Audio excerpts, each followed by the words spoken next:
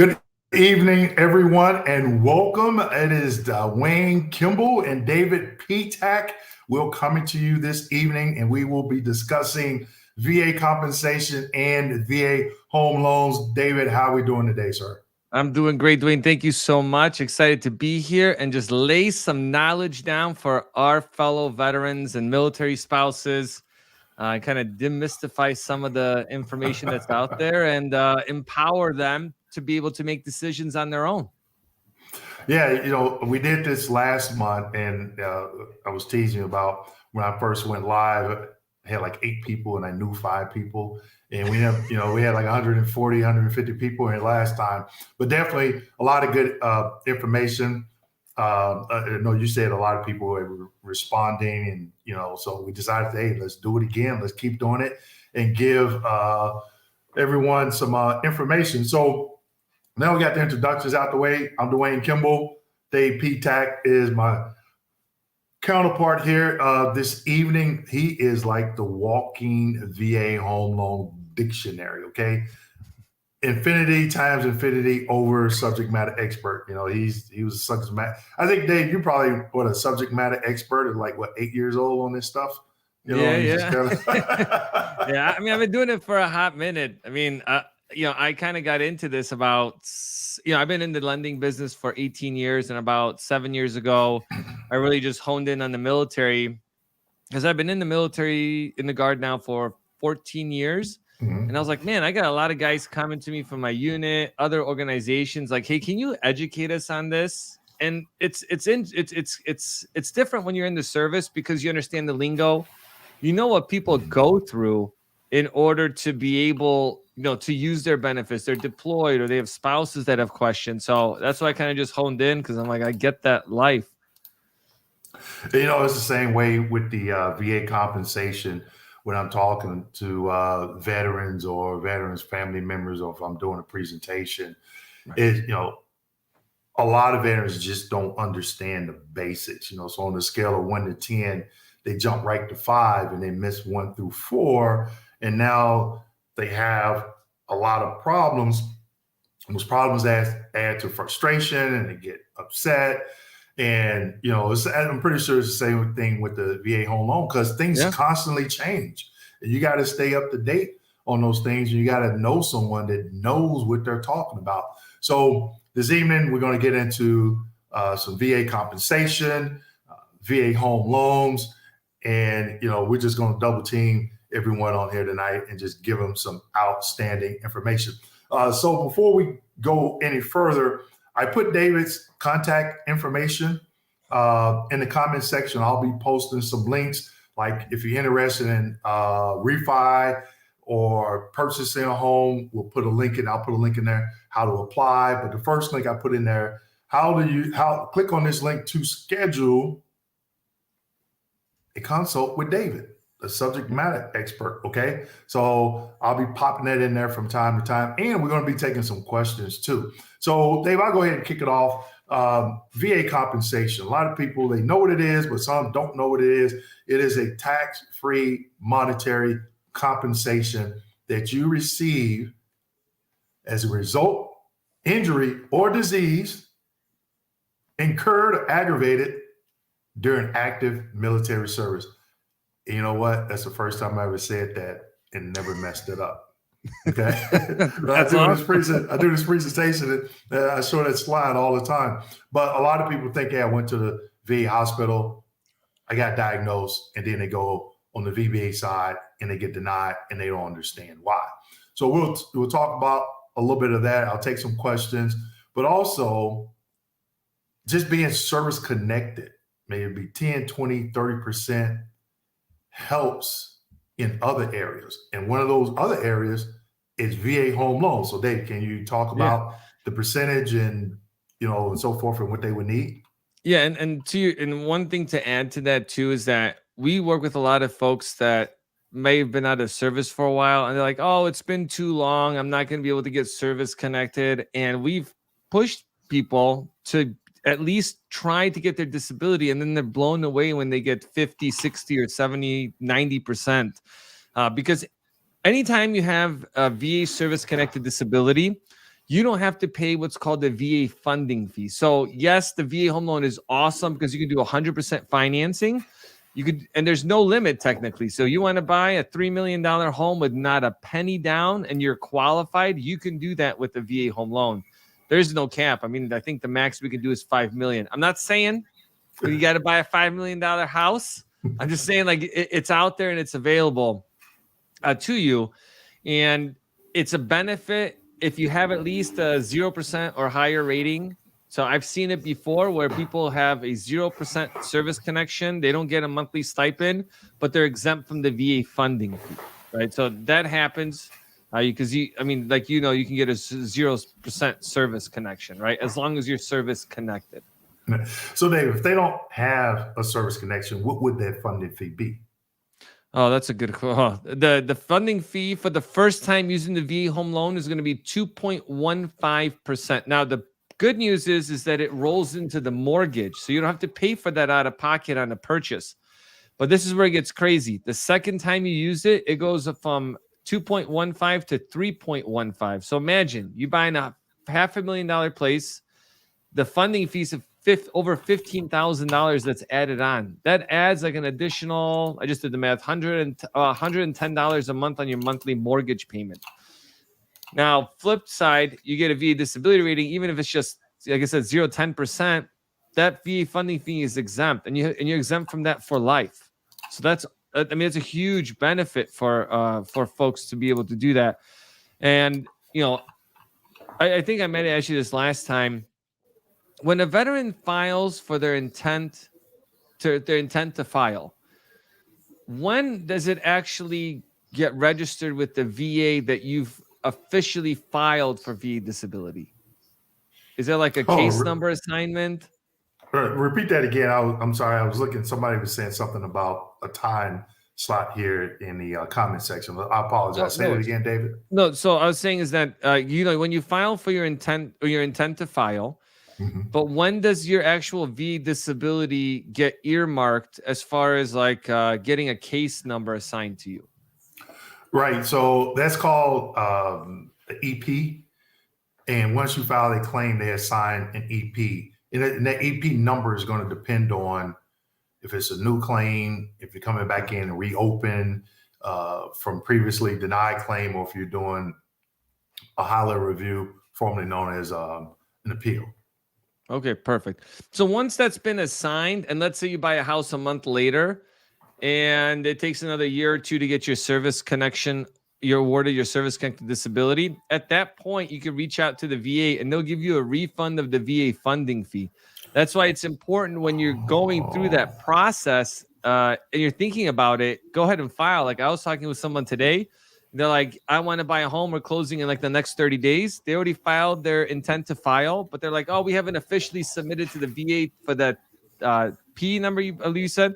You need to get that at least filed so they can assign it so you can close on a home and then wait for that VA funding fee. And the cool thing is the VA doesn't just reduce your principal balance by what the VA funding fee is. They literally send you a check in the mail for that amount. So if you get charged $15,000 in the VA funding fee, they give you a check for $15,000. And guess what? You could do what you want with that money. I mean, we could split it, hit the casino, whatever. I'm not saying we have to do that. Okay. So let me understand this. Okay. So the veteran submits an intent to file. And I don't think, and I have to research this, I don't think they assign that EP at the time they do the intent to file. It would be after. I think they do it when they submit the actual formal claim. Correct. Which could be, okay, all right, yeah. Okay. So what you're saying is once they get that prescribed claim form, they'll go back from that date. So if they, so for instance, if I did it, let's use some dates here. If I submitted my intent to file January 1st of this year, and I turned around and filed a claim June 1st of this year, and I closed on my home on September 1st, and I get a rating decision December 1st for 10%. I had to pay that funding fee. The funding fee was rolled in, and I'm pretty sure it's on the closing disclosure form. Once I get that 0% in December of this year, then whatever that funding fee was, I submit that documentation. They have to refund me that, correct? That's right. They'll send you a check in the mail, which is awesome. Now, if and I had this question recently as well, is that if you had, let's say, like in your example, you got, you finally filed in June 1st, anything of 23, anything before that, any VA home loans you had before that, you won't get a refund of the VA funding fee for. So just kind of keep Okay. that in mind, because people will be like, well, I had multiple VA home loans and I didn't get it. And the way a lender verifies that is by looking at what's called a certificate of eligibility. Oh, yeah. And on there, it's going to have that service connection. If you just received your service connection, it might not be updated on the government's home loan site. So keep that in mind. And sometimes you have updates, like you have dependents now, and the VA hasn't updated it. So you're going to have to submit those documents to the lender so they can verify it and upload it to the VA to get that updated. Okay. So when they send you that check back, do you need to go to the escrow department and say, hey, I need a new escrow analysis? Because if that say 15,000 is rolled into their home loan and now it's taken back out, should they do an escrow adjustment and your monthly mortgage may drop maybe like 10 or 15 bucks or something? So you can, so it's a good question. So the mortgage it's not going to re-amortize, right? Okay. I mean, hold on, let me take a step back because there might be someone being real technical here. The mortgage payment doesn't recast, should I say. So because you put that money down, it doesn't change your payment. The amortization schedule changes, right? So if you had a $300,000 balance and you're getting charged 300, interest on 300,000, if you put 15,000 as a principal reduction, then you're only getting charged interest on 285,000 now. So you're just paying off your mortgage faster. That's all that happens. Okay. Now, for some people, they keep the cash if they have really good rates. The only time your mortgage payment technically changes is if you meet the state's requirements for not paying property taxes. Then they'll remove that. Okay. All right. So we're going to take our first question here, Dave. We'll go through. Awesome. What we got? Jay Lass, diagnosed with a mild level for sleep apnea for prescribed CPAP. Is this a strong case to file for secondary to my asthma or weak? Have 0% for asthma. Jay Lass, I wouldn't know that because I'm not a medical professional. So I would say maybe research like the Mayo Clinic or some type of medical. There should be some medical literature out there linking the two. I have seen veterans claim that before, and a VA examiner say there is a link, and then I've seen veterans claim it, and some VA examiners that say no. But they're going to have to look at the whole body of evidence that that you submit. All right. So Jeff Ellison, excellent info last month. Excited for tonight's info. Yeah, definitely. I'm excited as well. Because there's a lot of information, Dave. I don't think sometimes people really don't grasp. I mean, just an hour, and I learned so much. I mean, we've talked before, and I'm like, man, I learned some stuff last night. I just learned some stuff tonight, So, hey, you're getting it here from, a couple of people that know what they're talking about as it pertains to VA home loans and VA disability. Dr. Annette Baker, hello, how you doing? I don't want to say that last name. I know I will definitely butcher that and get that wrong. So I'll just say KA, okay? Hi, Dwayne. I like your slogan. Don't get frustrated, get educated. I have a question that I can't type it all here. Maybe I will try. Okay. All right. So, one thing, keep in mind, I like these live streams, but I like being in Zoom a little bit better. So if there's like a question and there's some confusion, opposed to typing it in, but I do understand KA. All right. So some myths. Let's talk about some myths as it pertains to, we'll start with you, David, as it pertains to the VA home loan process. What are a couple of myths out there that, veterans are saying that maybe, that are not true? Oh, we got like 3 hours or what to talk about this. I was about to All say, right, what so about I mean, two? so I'll break down a couple of like the common ones that we hear. And I was in St. Louis, Missouri yesterday with a vet network, and like people just had good questions, but I'm like, these are the common ones we get. So one of the things is that it's a life benefit. You can use it unlimited amount of times. What happens with the VA home loan is you have the private news network that just keeps passing down stuff, right? Or people learn this is what happened during my time in service, and then they don't realize what changes afterwards, right? So back in the day, they used to have a 10-year limit, and after that, you couldn't use your VA home loan. But there is no time limit. You can use it for the first time when you're 90. You can be 95 and use the VA home loan for the first time. You can use it unlimited times, and you can have multiple VA home loans at the same time. I'm not saying you're going to buy like two primary residents at the same time, but you can buy a property with the VA loan, turn it into an investment property. You don't have to refinance out of it, and then use the VA loan again to purchase another property with no money down. I met someone yesterday, 3 VA home loans with no money down. Wow. That's what I'm talking about. Now it's tough if you're in like $1 million areas because there's some rules behind that. Like that requires a math calculator and all this other stuff that we have to go through.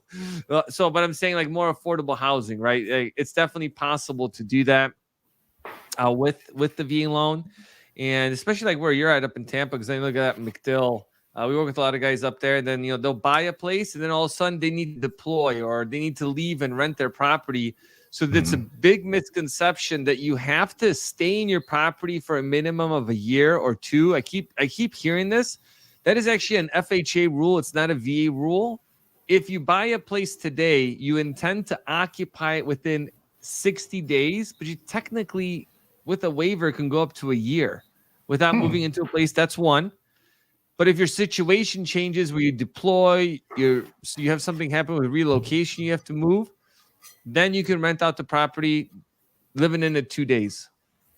Because the VA doesn't want to hinder veterans from the financial hardship. Like if you bought a place, circumstances have changed. Well, guess what? Charlie Mike. And just, they're going to be okay with that. Oh, okay. All right. So, and that leads to somebody did ask that question. Let me pull up here. Okay. Once you use your loan, can you use it again or reset your loan? Yeah. That's great. Okay. Yeah, I'll add to that a little bit, because veterans that have VA home loans that are intending to sell their property, because not everybody wants to be a landlord. Okay. When you go through the pre-approval process, you can get pre-approved for your full VA entitlement, even though you have a VA home loan right now. What's going to happen is that approval is going to be contingent on you selling your home, and you can sell in the morning and buy in the afternoon. That's typically how it's done. So you don't have to be a statistic and be a homeless veteran for like 3 weeks to wait for your VA benefits to get updated, right? It's just you can sell and buy. So it's definitely you can do that. Okay. All right. And I think, one main myth about VA compensation, a lot of veterans say, hey, I'm 100% permanent total. They said, if I come back in and apply for something, a VA rater is going to go back and look at everything. I rated for years, adjudicated hundreds of claims. And even in a couple of my videos, I give an example of when I went back and looked at something. Okay. But 99.9% of the time, if you're service connected for PTSD and you come in for tinnitus, I'm not going back and look at that PTSD. Now, I'm not saying other raters may, but you can see my claims file right over my shoulder here. Okay. That's a lot of paperwork. And that is considered a small folder. VA employees on production. So unless it's something that just sticks out, yeah, they'll, more than likely will not, but I think that's a big YouTube myth, and another thing, and people will say, oh, well, you need this. The rater wants to see this, and the rater wants to see that. I've had my YouTube channel, I think 4.5 years now. And I still haven't heard anybody tell me what I wanted to see when I rated. You know, so to say what a rater wants to see is different than saying, hey, this is what a rater needs to see per 38 CFR M21 manual reference or something like that. So I think those are some big myths, and people, they'll go down to a local. I was at an event here in Tampa earlier, and someone's like, yeah, I was down at the American Legion. I was stationed here, and they were talking, and, and they said, I'm like, oh, that just, it's like dying a slow death. They said it's just like sucks all the energy out of you. So let's get back to a couple of questions, Dave. KA, I'm 100% PNT, but it says I have a RFE for TBI as it was combined with depression. Confused how I am 100% PNT, but still have to go through an evaluation in 2025. How do I tackle this to avoid reduction? Good question. A couple of things. Raters do make mistakes. I made them. Okay. So when they granted that PNT, the rater should have went to their code sheet, checked to see if the veteran had a routine future exam. If not, they couldn't remove it. Now, you have to go back through the rating decisions to see if that's the only condition you have that routine future on. Okay. Is the TBI combined with the depression, or did they break it out on the rating code sheet? Okay. So you can, request that they remove the routine future since they granted the PNT Chapter 35 benefits. If not, you go to the exam, make sure you know why you're showing up, what the criteria is, so they don't say you show improvement. Okay. Take one more here, Dave. Dito Girl, Texas. I think she said her and her husband was buying a house in Louisiana last month, if I'm not mistaken. Nice. Hey, Dwayne, Dave, they want to reduce me from 50 to 0 for insomnia disorder. I just received a letter for an in-person hearing here in San Antonio, Texas. Okay. Dito Girl, I did a video. It's on my YouTube channel. And it is called RVSR hearing. I used to facilitate those. Okay. When they're doing a proposal to reduce, what that means is it sounds like, and you correct me if I'm wrong, you service connected for insomnia, which falls on the mental body system. You probably went in for an increase, or maybe had a routine future, one of the two. You didn't look at the diagnostic code criteria. And if you went in for an increase, you went in for an increase with that 50% has been in effect less than 5 years, and that exam showed improvement. So you have to show that the RVS hearing prove that you still warrant a 50%, you still want the 50% criteria or a 70 or 100%. You got to go to the VA's rating schedule, understand what the criteria is for the 50% and 70%. Okay, what we got here? Divine Order, Shalom, the KMD89 Consulting Group, and chat from Chicago. All right. Deep Dish Pizza. I'm from Chicago. Yeah, Southside, 47 King Drive. The Wild Hunnets. Well, do what they say, the Wild Hunnets. Okay. All right. So we're going to keep this thing going. I am putting, if you want to connect with Dave, I'm putting in the comment section how to schedule a call with Dave. Okay. I put that in there about 3 or 4 times already. Also, I put a link in there, how to apply if you are ready to move forward. So what are some of the next steps, Dave, that, if someone says, hey, seeing Dave and Dwayne online and I'm ready to buy a home or ready to refinance, what are the next steps for them? So the first thing you want to do in the home buying process is to reach out to us so we can take a look at your certificate of eligibility and take a look at the financial picture. The VA loan is really comprised of 2 things, right? Eligibility and qualification. most of the people that are in here are going to be eligible to use the VA home loan, right? They served enough time, they got the correct character of discharge, but then it's the qualification piece, right? Do you meet the credit, income, and collateral standards? And that's something that myself and my team, we're going to review all of that and walk you through those options and give you your left and right limits as far as what's the max purchasing power you have. Are you really are you comfortable with that too, right? Because a lot of people will think like, hey, I want to buy an $800,000 home, but when they see an $8,000 mortgage payment, they're like, wait a second, maybe I don't want to do that, right? So you really have to navigate that piece. Once you do that, we connect you with some real estate professionals that can help you, and they understand the VA home loan process. Because if there's veterans on here now that have tried to buy a place in the last couple of years and they use their VA benefits, it's hard to win contracts because veterans a lot of times get they look down on for using the VA home loan because of misconceptions around that, right? So the pre-approval piece, then it's connecting with an agent, and then it's going to be getting out there and looking at properties. Well, the pre-approval, they need to click that link and I know talk to you, right? That's right. Not you said agent, no, we're saying contact David. Lender, yeah, because we'll connect you with somebody as well, right? That's what I'm saying is like, yeah, we'll be able to connect you guys with a team, because just like in the military, you've been to places where bad team environment, things are not good. Good team environment, things move, and that's what you want, right? Like that's like what we do for the veteran community, is that empowering people, educate, and then like let's execute and be able just to make things happen. Right. So what is the minimum credit score?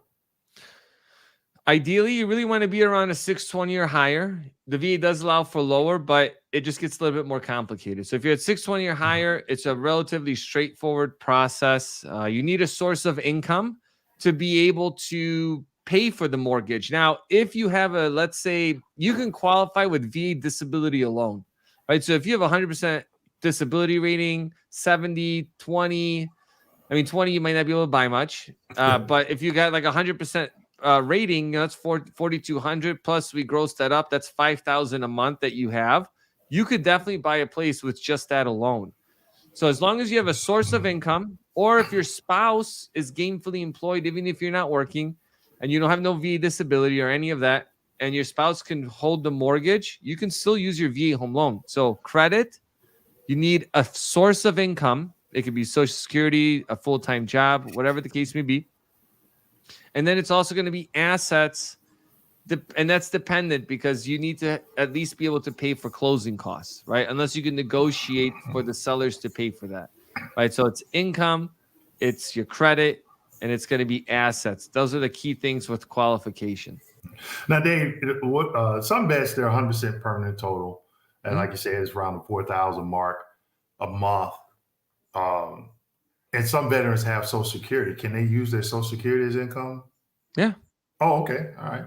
You can use, yeah. So yeah, that's like considered other types of income, right? They have, you can use Social Security, retirement, disability, child support, alimony, child support. You can use all types of income to qualify for the VA home loan. I was being facetious. You can use child support? Mm-hmm. Wow. Okay. All right. As long as you've been receiving it for 3 months and it's on time, then yeah, you can use it. And then the child is not within a year of being 18 at the time of closing, because there's the continuous factor. Right. You have to just kind of keep that in mind. But yes, you can use that. Okay. All right. So let's get back to some questions here. Kent went accused, since I'm getting disability for my migraines that occurred at Camp Lejeune. Now that the PACT Act has been established, is there more I should do? That's kind of a hard question. You have to look at, and this is why I say it's a hard question. I don't know your situation. And personally, I don't know your situation. But when you go out and you look at the PACT Act, you look at the new conditions that have been added to the list. If you have a diagnosis, okay, which Camp Lejeune does not fall under the PACT Act. But if you have a diagnosis that's on the list of the PACT, new diagnosis that's been put on the PACT Act list, and you meet the other criteria, you feel you want to file a claim, all means, file a claim. One thing that I tell veterans I recommend veterans do, get educated. go and understand what is the PACT Act, how does it work, and then what evidence do you need, and then you can proceed. Okay. All right. Teddy says, Dwayne, love the book. My claim is in wish me luck. If you don't have the book, this is the new book here. Let me pull back a little bit. Get people. Oh, there we go. Okay. This is the new book, VA Claim Success.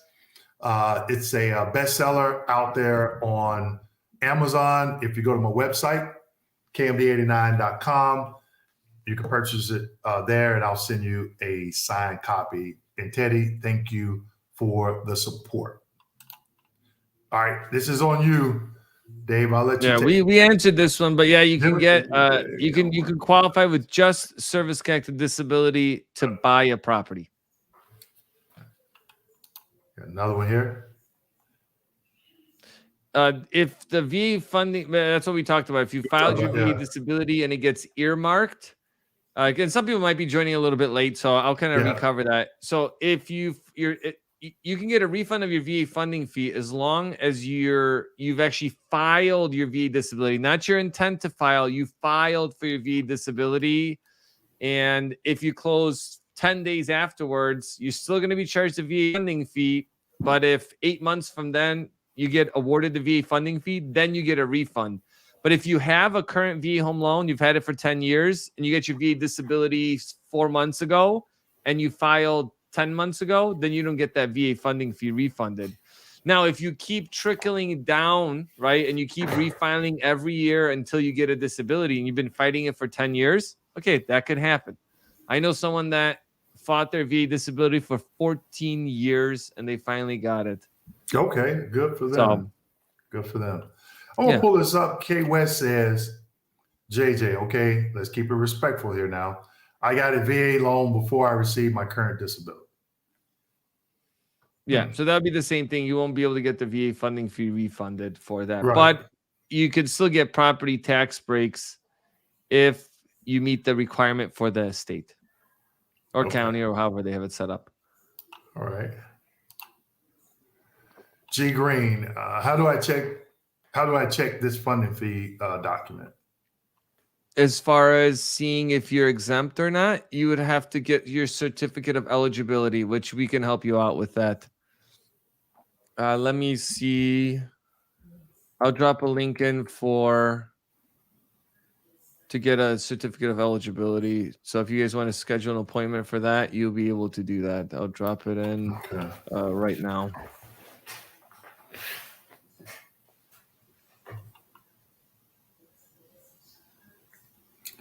And I'm going to go to the next one here. VA rep just came to my home to inspect it. Those are called, what are they called? Field examiners. So what's that? It's veterans. Some veterans, they'll have what is called like a fiduciary, or they are incompetent. The VA has deemed them incompetent, and they would have a field examiner to come out and inspect their homes. I'm trying to think. I knew a couple of field examiners, but they were like those individuals. They were always quiet. You really didn't see them because they always worked in the field. You know, they was always going to a vet's home. I would see some of the reports that they filled out and sent back and put in the veterans claim folder. So if we were rating, let's say, PTSD, and that field examiner says, hey, there's nothing wrong with the vet lives alone, drives, goes to appointments, well-groomed, keeps a clean home, yada, yada, yada, then we can remove that incompetency tab. But sometimes I've seen it where they said, hey, the vet is in need of help. I'll contact the VHA. We got veterans in crises. We got to get treatment, stuff like that. So those field examiners, they go around and they check on these vets. All right, here we go. Can I get a VA loan with my partner? We're not married. Okay. Get married. No pressure. All right. So that's a good question because If it's a veteran, obviously it's pretty simple. Veteran and a spouse, you can use both incomes, pretty straightforward. When it comes to a veteran and a non-veteran, unless they're both veterans, but I'll explain both. A veteran and a non-veteran requires a 12.5% down payment for the non-veteran. So you could still use the VA home loan. That's because the VA guarantees 25% of the loan for any lender. That's why they ask that you cover half that guarantee for the non-veteran, 12.5%. If it's a veteran and a veteran that are not married, you split your benefits 50-50. And then you can go in together and buy a property. Okay. But Dave, I got a question for some people. Well, everybody that's chimed in tonight. Leave a comment in the comment section if you're ready to purchase a home. If you're actually ready, you're looking to get pre-qualified, or you're looking for a home. Let's just say you're ready to go. Not in the next 30 days, next 60 days. You're ready to go right now, whether it be purchasing a home or refinancing. Let's get some action in the comments and let us know. And I'm still dropping that link. Contact Dave. Okay. All right. Even though it's zero down on a home loan, can the closing costs be rolled into the loan? I think you mentioned that. Yeah. So closing costs. Yeah, closing costs can't. Yeah, they can't be rolled in, but you can increase the sale price and have the sellers give you that money back. So let's say $100,000 purchase price, you offer $110 and ask for a $10,000 seller credit. That's one way to do it, especially in a competitive market. You have to be careful about that.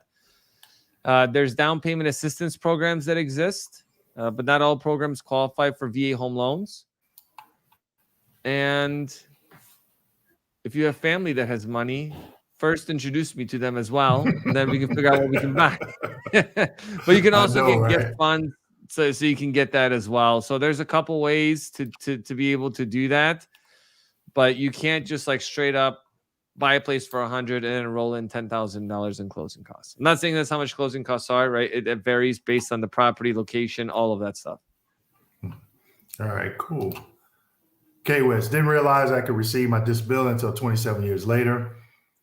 Once I found out I filed and was approved within 4 months. That is quick and awesome. That's quick. A lot of times it takes veterans a few years, just depend on the particular situation. JD Thomas, I have 30% left knee. I'm assuming that's for maybe left knee replacement. 40% right ankle. My right knee has been bothered for since these surgeries. What's the proper terminology to file for the right knee? Awesome question. Right knee pain with reduced range of motion, secondary to my service-connected left knee and right ankle. I overcompensate due to the left knee and the right ankle, and now I have pain and reduced range of motion in the right knee. If you got all that. But That's good info.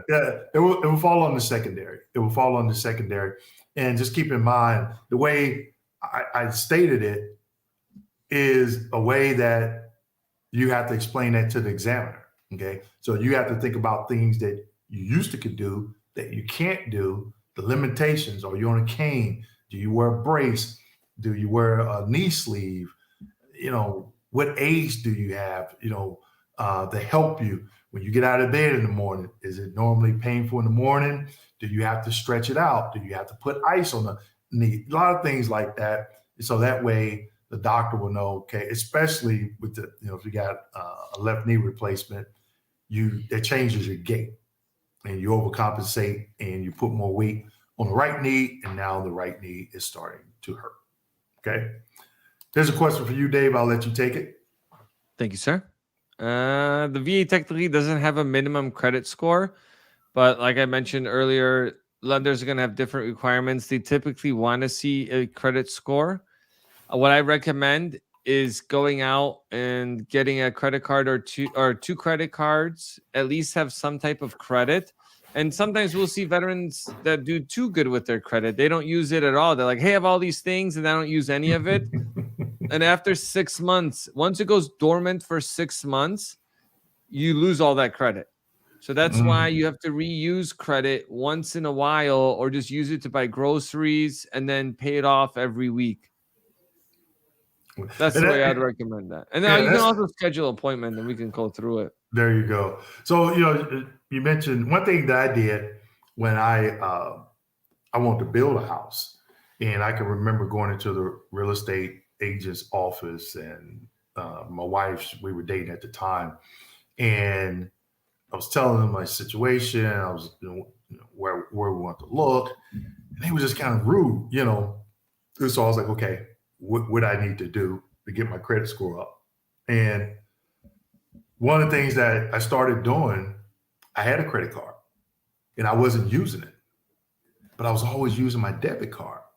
So I started using my credit card as my debit card, and just, before the statement date, paying it off, and then I went into the bank one day and the loan manager says, hey, you can get a loan on your own money. And I looked at it and I said, what are you talking about, Willis? Because I told her what, I was reading in a credit repair book like 20 years ago.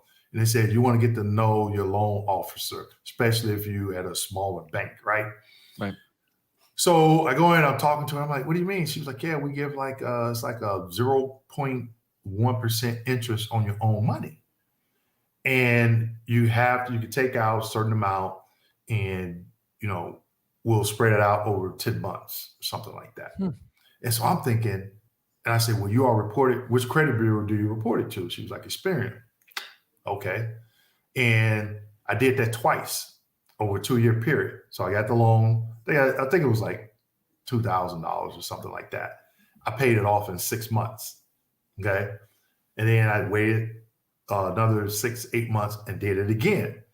And after the first time I did it, and I was using that credit card, when I paid off that loan, the first one, my credit score went up like, I think 28 points.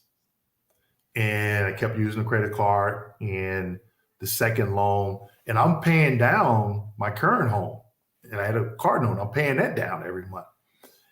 And after 2 years, my credit score got up to like $830.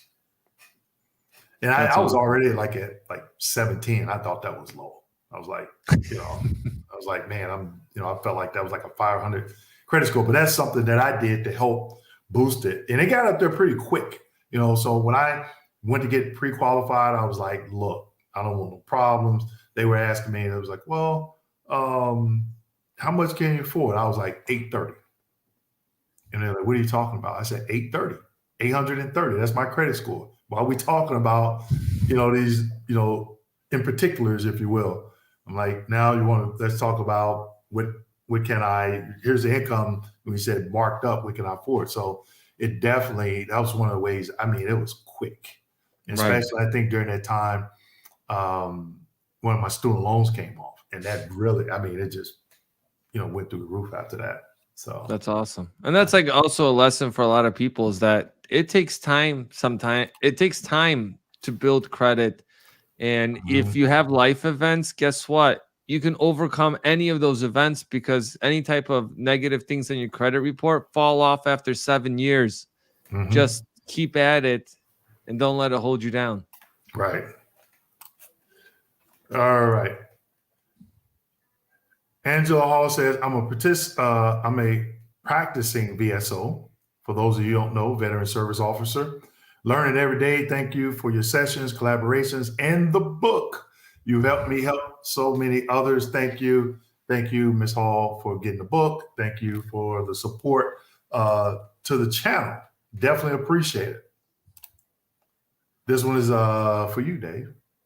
Awesome. If you're married and both of you are vets, does it matter who uses their VA home loan, or is there a stipulation on doubling the amount? Good question. If you don't have an outstanding VA home loan, there's no limit. So there's no doubling up benefits if you're trying to do it together. what makes a difference is if somebody has a service connection or not, right? Do you want to pay the VA funding fee or you don't want to pay the VA funding fee? Are you trying to use this as an investment vehicle, right? Because let's say you have two veterans. Let's say my spouse is also a veteran and I'm a veteran.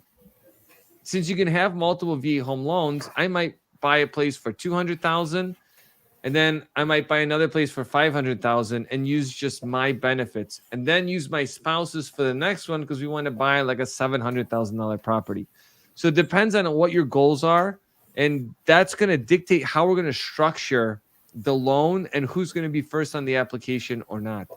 So that'd be something that'd be really easy to, like, a lot of times it's like a one sentence question. It's best to just schedule a call with us, and then we can actually go through it together. Cool. Because then I'll know the full situation. Right. And you know what? I'm gonna pose a question. I'm gonna throw something out there, Dave. How many people would like for us to do a session like this on Zoom, where we are live? Let us know in the comment section. Okay. Dave and I, we've already picked out. It took us I think we went back and forth like 2 weeks to get like 4 dates or something. To get them locked in. Because we both, Dave connected with me on LinkedIn. He was like, hey, I got to get some really good information on VA home loans. Let's see what you're doing in VA compensation. Let's get together and let's really do a powerful, something powerful for the veterans. And this is definitely powerful. I was on live, I think last week, and I was just talking about VA compensation. Now, you got somebody talking about VA compensation, VA home loans, and I'm pretty sure every time we come on, the last 2 times we've been on, people said they've learned something. So let us know if you all would like for us to do something like this, maybe like a lunch and learn or something, a Zoom, 12 to 1, make it an hour. Just definitely let us know. All right. This is another one for you, Dave. So the original VA approval letter for the home loan stand. I'm trying to go back. I just saw that and see if they asked the previous question, but I'm not seeing it. No, I'm not seeing it. If you could elaborate a little bit on that question, so we can definitely get you an answer. Okay. Man, Dave, you're on fire tonight. All these questions for you, which is good because I'm sitting there, I'm learning too. Together we shall build. So can I buy a second home with the VA home loan? You can't buy a second home you can't, you have a primary residence, a second home, and an investment property, right? Primary residence, you intend to occupy it for 6 months, 1 day.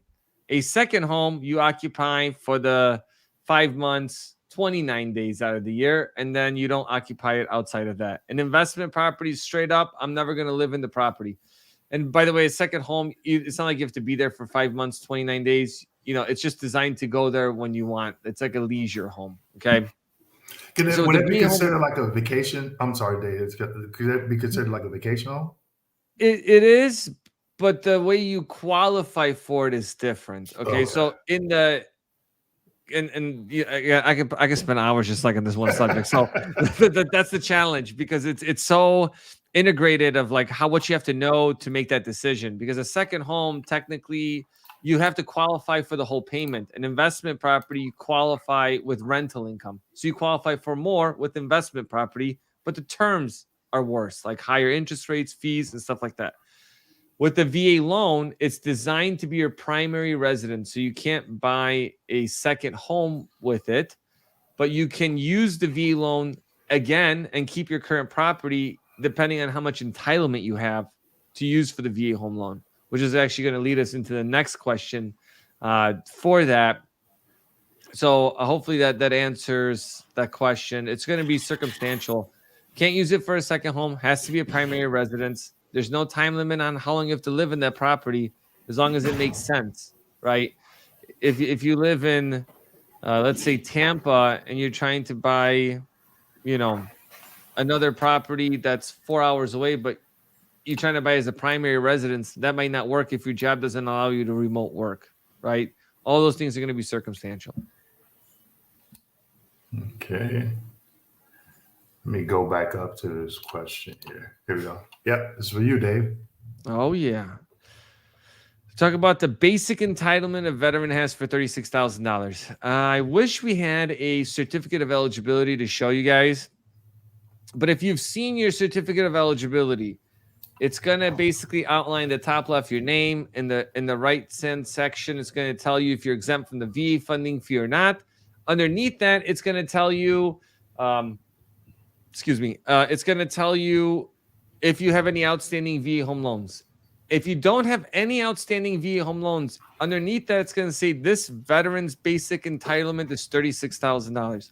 And people will call me and say, David, what can I buy with $36,000? That's what am I going to do with that? So to make things really simple, you have 2 tiers of benefits. The $36,000 is from the original VA home loan.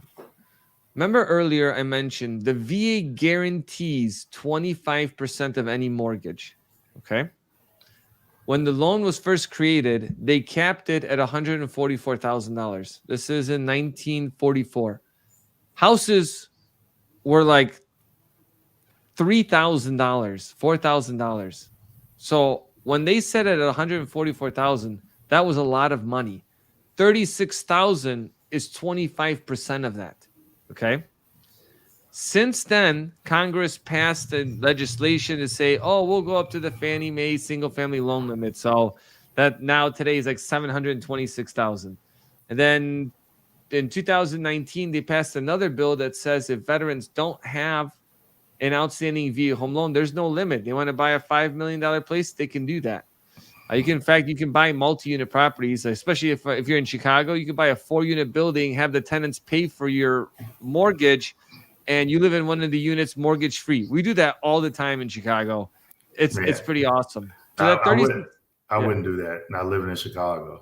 Oh well, that's a whole different podcast we have to talk about.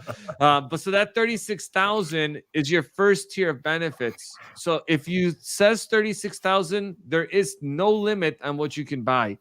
Now, if you go to foreclosure on a property that's under 144,000, then you lock out that 36,000, but you still have more money left over. Oh, can somebody repeat what Dave just said?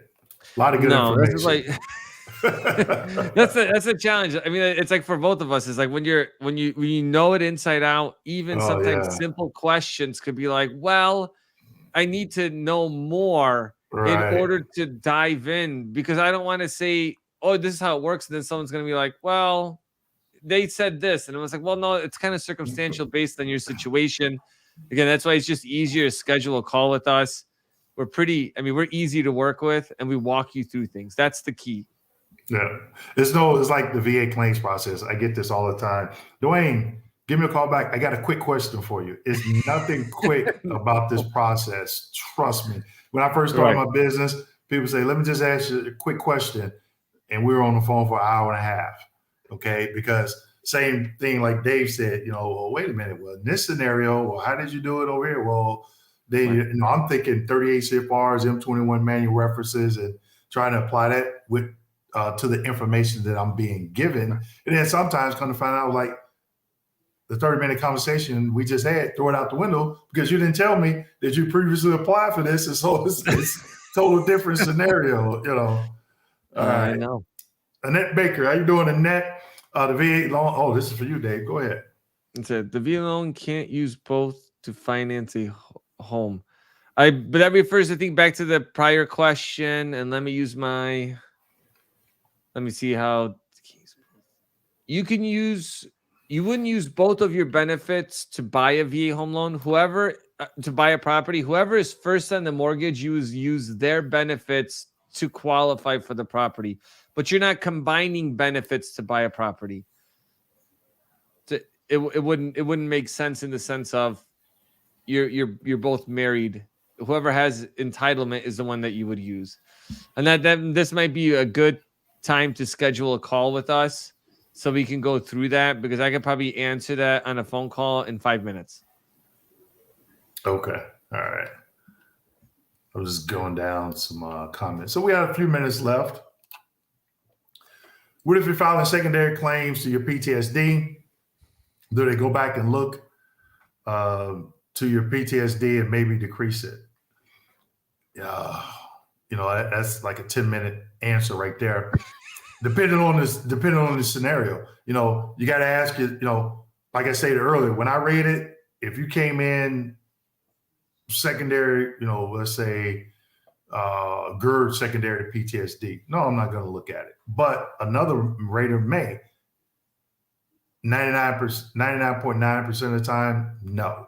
Okay. But let's say, like the gentleman stated earlier, right knee at 30%, right ankle, I think he said, left knee at 30%, right ankle at 40. When that vet comes in for that right knee, by law, that examiner has to look at that other joint because it's a paired, it's not a paired extremity, but it's a paired organ is what they call it, right? Now, as long, if 30%, normally you see it for a knee replacement.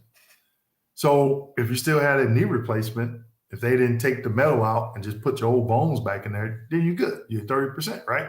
And I've seen vets come in, claim something secondary, and they had to look at the primary condition, in this case, the joint, which they have to do.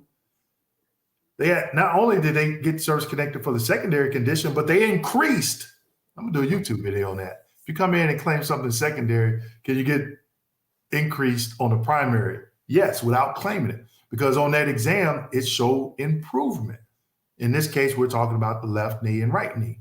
But if you're claiming GERD secondary to PTSD, I can tell you 9.99999% out of 10, I'm not going back and look at it unless it's something just jumps out at me. All right, this is you, Dave. All right, if my credit score is not 620, can I use my wife as a co-signer for VA purchases? So how does that work? So when it comes to the credit score, like I mentioned a little bit earlier, technically there is none, but you really want to be at that 620 or higher. If you're over 500 and you haven't had lates on your credit report in the last 12 months, then you can be a candidate for what's called a manual underwrite. So you'd still be able to use the VA loan, and you can use your wife as a booster for income to qualify for more. So it's definitely possible to do something like that. That's something that's going to be a case-by-case basis. Again, I'd tell you, schedule a call with us. We just need to get the basic information, and we'll be able to walk you through that. Because the challenge with sometimes, and Dwayne, you face this too, is that everyone's situation, no matter how similar it may seem, right? It may seem from the outside, right? It's going to be like from VA disability. Well, what paperwork do you have? How is that actually structured? From the lending side, it's going to be the same thing. How are your finances structured? What can I move here or there to improve it? Are we looking 6+ months out from buying? Well, now we got a different strategy. Let's focus on fixing credit, because then right now, I'll tell everybody, credit is probably your best way to save the most as far as interest rates go right now, right? Because people are still buying left and right. They already hinted, the Fed already hinted that they're going to start easing interest rates next year. You know what's going to happen over the next 3 months? People are going to be like, I'm going to start buying because I can always refinance later. The VA has an awesome refinance product called the Interest Rate Reduction Refinance Loan. You buy a place today, it's 7.5% interest rate. 7 months from now, rates drop to 6%. You don't even need an appraisal. You just need your mortgage statement, mortgage note, homeowner's insurance, copy of your ID, and you need to have a source of income. So even if you have a 10% VA disability, that's all they're going to verify, and you could refinance. It's an awesome product. So something to keep in mind. But yeah, schedule a call for sure, and we'll be able to happy to help. And again, I'm putting the link in the comment section for everyone to schedule that call with David. I appreciate it. We'll take a couple more. Tore my Achilles tendon in service, getting 30%. I filed secondary claims for tendonitis. If the tendonitis is in the Achilles, they're not going to separate that out. And plantar fasciitis, they combined the two and gave me 10%. Why not separate? I would have to look at the narrative in the rating decision, and also look at, I would have to see the diagnostic codes that they used, especially for the Achilles. Okay. Because at the beginning of each rating in the rating schedule, at the beginning of each body system, it'll say from this diagnostic code to this diagnostic code, do not combine, or combine and assign the highest of the two. So that's why I would say I would have to see what diagnostic codes that they will use, because I have to go to the rating schedule to see, okay, if they separate it out, would that be considered pyramiding? Okay, so there's more information that I would need, Donald, to answer that question. Okay, so we're right at an hour. We're going to go ahead and wrap it up. Man, we had so many more questions, David. Man, this is, man, it was going good. But I tried to go down because I did ask a question about the Zoom, and some people, okay, Juan says yes, Zoom. Kevin, that is from The Last Dragon, or you would miss all that heavenly glory. Kevin knows what I'm talking about. He's been following me for a while, so I always tease him about that. Hope all is well, Kevin.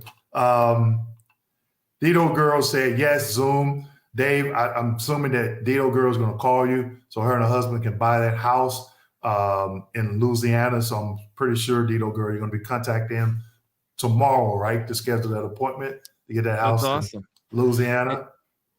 Yeah, and Dwayne, if you want, I can like run through like in like 2 minutes and answer all these additional questions people have go ahead. VA loans. So I'm going to fire them off because I don't want to leave you guys hanging on this.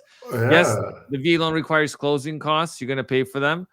Technically, there's no front end back end ratio on VA loans. It's a residual income based unless it's a manual underwrite. At 8%, who wants to borrow money on a home right now? A lot of people. Right now, there's a lot of people that are in bidding wars on purchasing properties.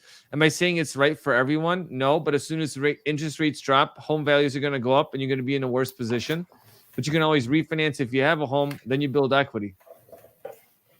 Let's see.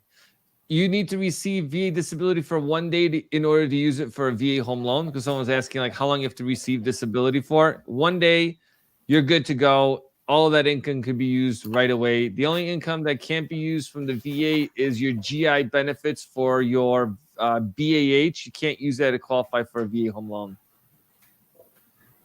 Oh, they're asking, can you drop my channel in the description? So it's just VA housing education.